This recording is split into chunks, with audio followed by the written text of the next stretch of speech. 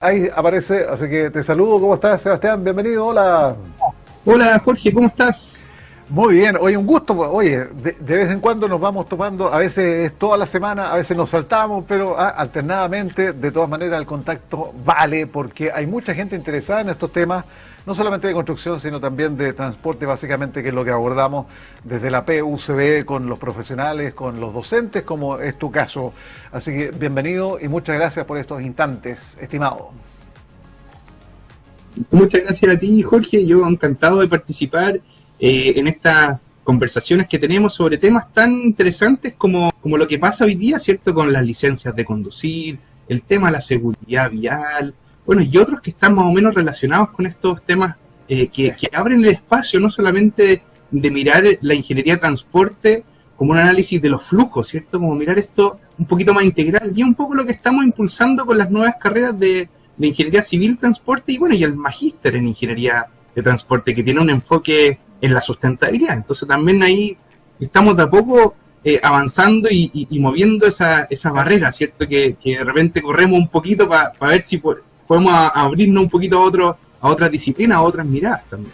Oye, Seba, partamos con esto. A ver, la Cámara de Diputados hizo el trámite, aprobó en general, en particular, el proyecto de ley, ¿no es cierto?, que tiende a prorrogar las licencias vencidas un año más, digamos, para darle posibilidad a ponerse al día. Son más de 800.000 personas que están en este trance. Ahora tiene que ir al Senado. Oye, está complicado el tema porque tú buscáis en la municipalidad y de repente te encontráis en julio, agosto, septiembre. Es como un especialista médico, ¿eh? Así están las cosas. Bueno, y ahí es súper interesante lo que tú dices, porque yo creo que esto es como la punta del iceberg de un gran tema, que son las licencias de conducir. El Ministerio de Transporte le ha puesto harto énfasis a la seguridad vial desde la mirada del vehículo, por decirlo así, que tiene que tener cada vez más condiciones de seguridad. Sin embargo, hoy día los conductores, ¿cierto? ¿Cómo nos estamos preparando si tomamos el volante, ¿cierto? Si manejamos un vehículo, ¿cómo nos estamos preparando? Y yo creo que aquí no basta solamente con un curso, con una licencia que se saca y con eso se queda ahí. Creo que la forma también de renovar las licencias es un temazo eso. Y como tú dices, hay muchas licencias que han quedado atrasadas por, bueno, la pandemia y otros motivos. Pero yo creo que hay que revisar también cómo se está renovando esa licencia. Sí. De alguna manera ha aparecido también dentro de estos proyectos de ley la idea también de ponerle el foco a personas mayores. Se sabe por estudios que a partir de los 65 años tú vas perdiendo ciertas condiciones de capacidad de reacción, por ejemplo, en la conducción, claro. Y de otras cosas, bueno, el cuerpo va desgastándose, ¿cierto? O sea, y de alguna manera ya no estoy tal vez tan atento como estaba antes. Ojo, Seba, también de tomar decisiones, en un momento rápido, en un momento crucial, ¿no es cierto? Se te tira un auto, le doy espacio, le corto el camino, o sea, esas decisiones son en fracciones de segundo y uno tiene que estar muy prístino, digamos, para responder, digamos, básicamente. Mira, ese es un buen punto, porque ahí lo que tú dices es un poco lo que le hemos transmitido también a estudiantes de nuestra escuela, que hay un tiempo de reacción, ¿cierto? Entonces tú tienes un tiempo de reacción y también tienes un tiempo de frenado. Sí. Y el tiempo de reacción es cuando tú ves algo que está pasando en el entorno y tú reaccionas, ¿cierto? Ese tiempo de reacción puede durar un segundo y medio. Sin embargo, cuando tú tienes alguna situación de distracción mayor, ya sea porque estás mirando el celular o porque, por ejemplo, no sé, ya tienes una edad y tal vez pierdes capacidad de reacción, claro, esos tiempos van aumentando. Entonces, mientras tú pasas de ese tiempo, claro, vas avanzando en el vehículo naturalmente y eso genera un potencial accidente. Y después viene el tiempo de detención, o sea, cuando ya tú frenas, tienes una detención final. Y ahí me conecto con un tema súper relevante que lo hemos conversado en otros momentos, ¿cierto? Pero tiene que ver con la velocidad. Cuando yo aumento la velocidad, mi campo de visión se viene reduciendo. ¿Qué quiere decir el campo de visión? O sea, si yo voy a, por ejemplo, 30 kilómetros por hora, 40 kilómetros por hora, yo puedo ver Si miro para adelante en mi vehículo, puedo mirar también a los lados, tengo mejor campo de visión. Puedo mirar si algún peatón se te va cerrando, digamos. Claro. Se va cerrando. Entonces, yo puedo mirar a 30, 40 kilómetros por hora, yo puedo mirar quién está cruzando la calle, puedo mirar un poquito hacia las veredas, tengo mejor campo de visión, además puedo reaccionar más rápido y tengo más control del vehículo. Si yo aumento la velocidad, ese campo de visión se va angostando.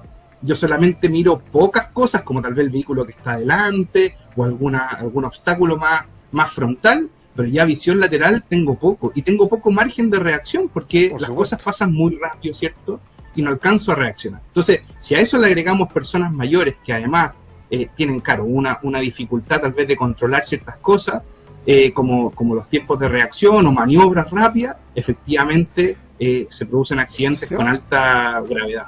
No, es que a propósito de lo que tú me estás señalando, ¿no es cierto?, la iniciativa, esto de los adultos mayores, ¿no es cierto?, para aumentar las exigencias en la licencia de conducir, lleva el nombre de una pequeña que murió en agosto del 2022, ¿no es cierto?, después de ser atropellada en un accidente causado por el conductor de 80 años.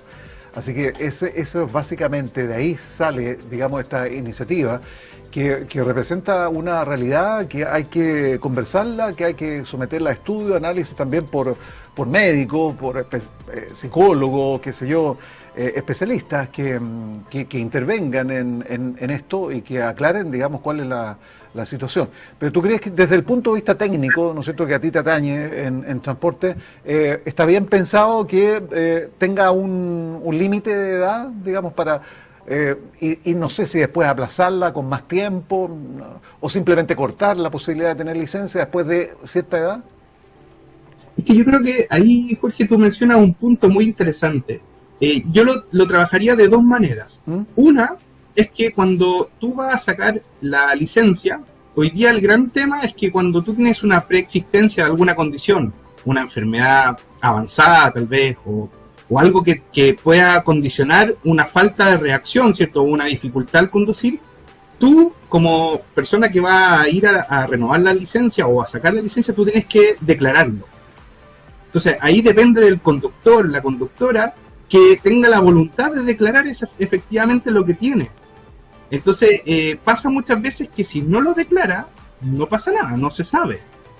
Y si no se sabe, no queda registro y no se pueden tomar las medidas de resguardo. O sea, yo creo que ahí hay un tema de, por eso digo, como cómo se obtiene la licencia en sí misma, qué test se están haciendo, si esos test son los adecuados para la realidad local hoy día. Es un gran tema, sobre todo de salud, ¿no es cierto?, por el hecho de los años. A ver, está asociado necesariamente la edad a temas de diabetes, ¿no es cierto?, coma diabético que te puede venir en algún momento, hipertensión, oye, entonces, pero si estás sujeto a un examen de este tipo, a que tú manifiestes voluntariamente, digamos, tus condiciones, primero, seamos honestos, ¿quién sabe 100% de manera fehaciente, ¿no es cierto?, cómo está físicamente o médicamente? Si no vamos al médico solamente cuando estamos enfermos. Entonces, pedirle eso también a alguien de la tercera edad, no sé, un poco claro, un poco practicable, digamos, ¿eh?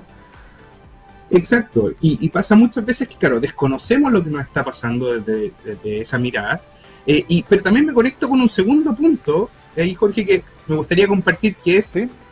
¿Cómo nos estamos haciendo cargo también de cosas tan importantes como si yo tengo algún comportamiento, llamémosle indebido, he cometido hartas faltas de tránsito, no sé, he participado en algún accidente previo?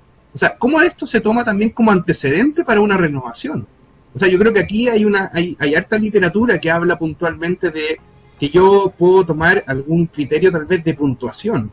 En algunos países, por ejemplo, se utiliza eso de la puntuación, donde exacto, sí, si tú cometes alguna falta, vas sumando puntos, y ya cuando llega a un cierto nivel, tú ya no puedes sacar la licencia, porque definitivamente no tienes las competencias, ni tampoco los criterios tal vez, o la cultura de tener una buena convivencia vial. Entonces, el Estado ahí no se puede hacer responsable o corresponsable de validar una licencia a alguien que efectivamente ha cometido muchos accidentes, por ejemplo, o ha participado en ello. Entonces yo creo que ahí hay un tema no menor. O sea, y lo vemos constantemente, lo hemos dicho varias veces también acá, la velocidad de los vehículos en avenidas grandes alcanzan de sobremanera lo que se permite en la normativa.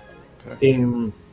es cosa de subirse a una micro o transitar en Avenida España, por ejemplo, acá en Valparaíso. Y se va a ver un poco las velocidades y pareciera ser que no nos importa eso. Y eso es lo grave de todo esto. O sea, como esto pasa todos los días. Se naturalizó, y se no normalizó, ¿no es cierto? Ya subimos una micro y sabemos que la micro ahí soplaba la Avenida España y bueno, ya, digamos. Sí. Y bueno, ya, y ojo, y ahí me conecto con un punto.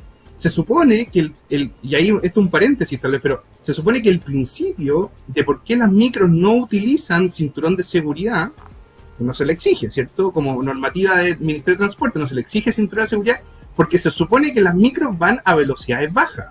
En la ciudad siempre van a velocidades razonables, 30 kilómetros por hora, 40, porque es la velocidad comercial, que incluye las detenciones, las demoras por tráfico, es de velocidad comercial, no de recorrido comercial. Entonces se supone que no debieran por ese principio. Pero ¿cómo pasa eso si es que de alguna manera estoy andando a 100 kilómetros por hora en una avenida? Entonces ahí hay una cuestión que no está calzando con la realidad práctica. O sea, estamos haciendo normativas que están desfasadas con lo que está pasando en la realidad. Entonces, claro, estos temas de conducción, de licencias de conducir, yo creo que es súper interesante porque por un lado aparece el tema normativo y por otro lado, cómo esa normativa puede generar, entre comillas, buenas conductas. Sí. Entonces ahí hay un tema de cómo generamos una buena conducta, pero aplicándola con criterio de realidad local. Absolutamente de acuerdo en todo lo que señala Sebastián, pero fíjate que hay algo más de práctico, digamos, en esto que estábamos conversando de la gente que está atrasada desde el año 2019, ¿no es cierto? Porque son entre 12.500 y 12.500 y 15.000 las licencias que se dan por año.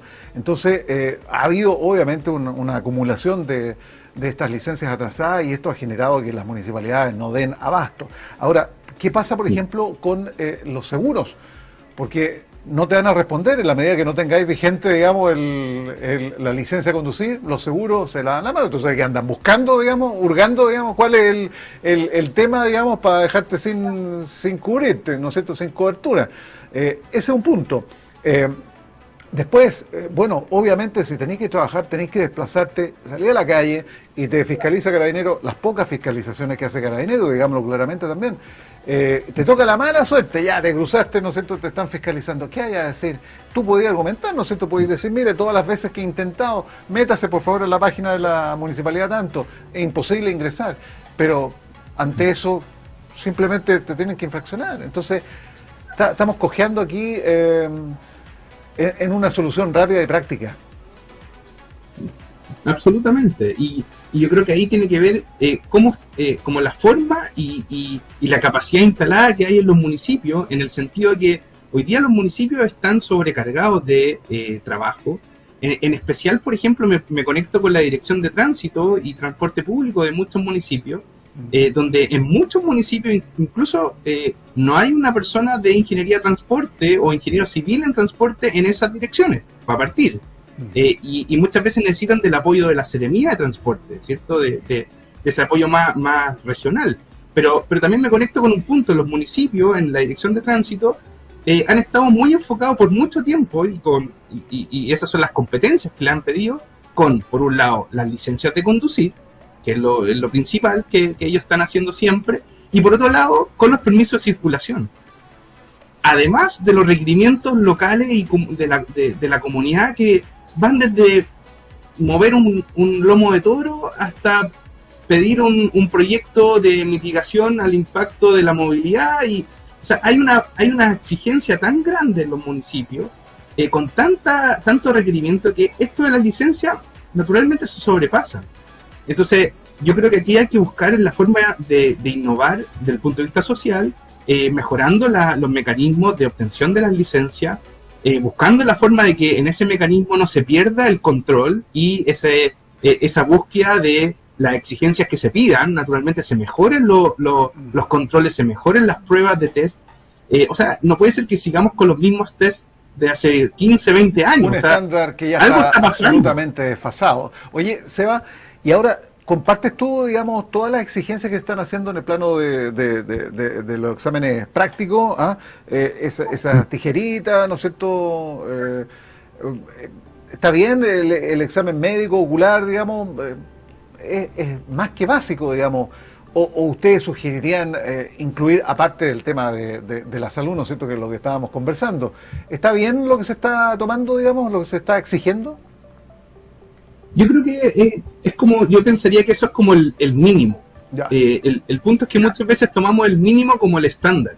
Y ahí, por ejemplo, yo me conecto con esto que hablaba antes de, se necesita renovar la licencia y aplicar también algún curso de conducción. Porque naturalmente la normativa va cambiando. O sea, por ejemplo, para dar una idea, hace poquito, por ejemplo, hace un par de años, apareció todo lo que era la normativa de diseño ciclo inclusivo, que habla de las ciclovías, por ejemplo, de señalización, de nuevos proyectos de ciclovías, por ejemplo, y cuáles son sus características y su efecto de alguna manera en la vialidad, porque va a aparecer nueva señalización, demarcaciones, etcétera.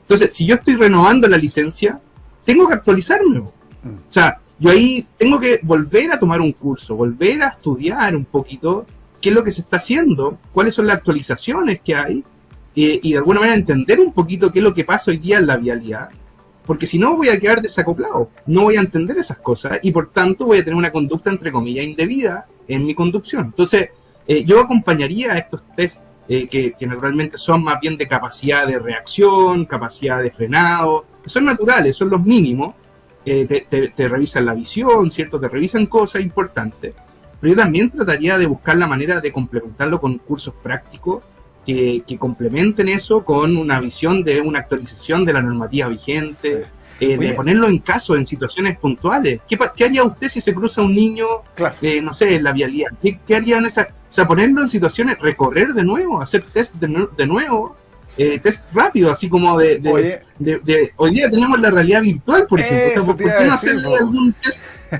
Claro. Ahora podemos... Un test de realidad virtual y ponerlo... Claro.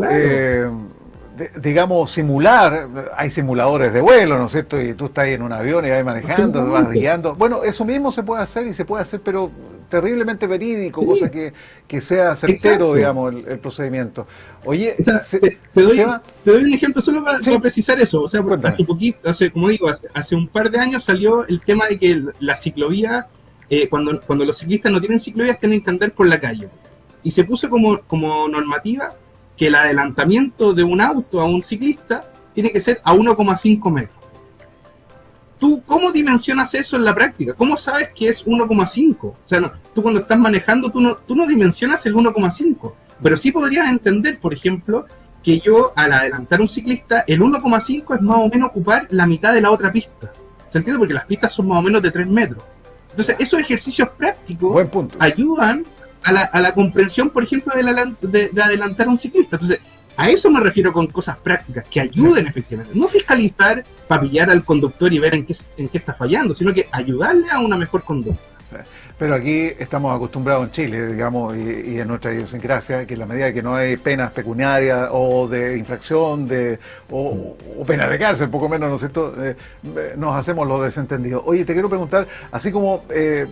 estábamos mirando, chequeando qué es lo que pasaba con las licencias para la tercera edad. ¿Qué pasa con los jóvenes, digamos, para la nueva generación, los que comienzan? Porque también son inexpertos, también tienen otro tipo de reacciones. Yo no sé si médicamente tendrá también algún asidero, digamos, para cuestionar que a temprana edad se dé una licencia, digamos, para conducir. ¿Qué opináis? Bueno, los datos de accidentes de tránsito muestran que los conductores jóvenes participan más en accidentes de tránsito que, por decirlo así, los conductores más experimentados o con más experiencia en términos de años manejando. Y de alguna manera se da principalmente porque andan a velocidades mayores. Entonces yo creo que también ahí hay un tema de cómo generar esa conciencia vial. Yo creo que ahí hay un tema de... puntualmente pensando en los jóvenes, del trabajo, por ejemplo, en la escuela, en los colegios, en las universidades, donde se toquen estos temas. Pareciera ser que es muy simple y un poco lo que tratamos de transmitir aquí en la universidad. Pareciera ser muy simple que solamente para sacar la licencia tengo que saber un poquito el manual, tengo que saber un poquito un par de cosas de señales de tránsito, tengo que saber reaccionar, apretar el freno cuando corresponda nomás, me aparece una lucecita y listo. Pero no tengo esa experiencia práctica de haber utilizado el vehículo por un buen tiempo. No tengo la experiencia práctica de que un ciclista lo tengo que adelantar, o que un peatón se cruza, o que una micro de alguna manera me adelanta, por ejemplo. Entonces, yo creo que hay varias cosas que van pasando y ahí yo me conecto con que, oye, los que simuladores son muy bien recibidos, digamos, por la nueva generación, entonces a lo mejor podrían incorporarse masivamente, previo, digamos, como práctica previa, digamos, a una licencia. Pero ahí me conecto con una cosa, Jorge. Yo creo que ahí tenemos que cambiar la forma también de hacer esos ejercicios prácticos. El conductor no solamente tiene que ponerse en el rol del conductor, sino que también tiene que ponerse en el rol del ciclista. Y lo mismo en el caso del peatón. O sea, por ejemplo, ¿cómo como peatón tú te ves enfrentado a un vehículo? Y naturalmente, poniéndote en ese caso como peatón, simulando esa condición incluso, tú después como conductor vas a estar más atento. Porque hay de repente, por ejemplo, para darte un caso, tú tienes de repente puntos ciegos. Entonces, un auto que va manejando, ¿cierto? De repente tiene un punto ciego y no ve a un ciclista.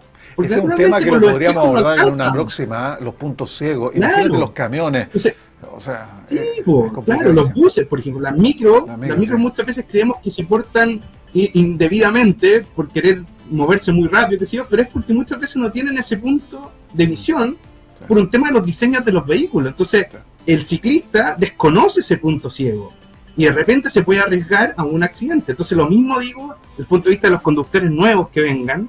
Tenemos que enseñarles también a cómo pueden ellos ser peatones, cómo pueden ser de alguna manera ciclistas, y también, por cierto, conductores de vehículos. Entonces, de esa forma, trabajando esto en colegio, en escuela, en la misma universidad, enseñando cómo poder hacer mejores diseños, incluso desde nuestra carrera, ¿cierto? Podemos mejorar de alguna manera estas conductas. Si no, va a quedar solamente aislado, ¿cierto? Va a quedar nos tenemos que ir. Una vida así, ¿no? Oye, siempre nos pilla la hora y conversamos. Podríamos seguir, ¿eh?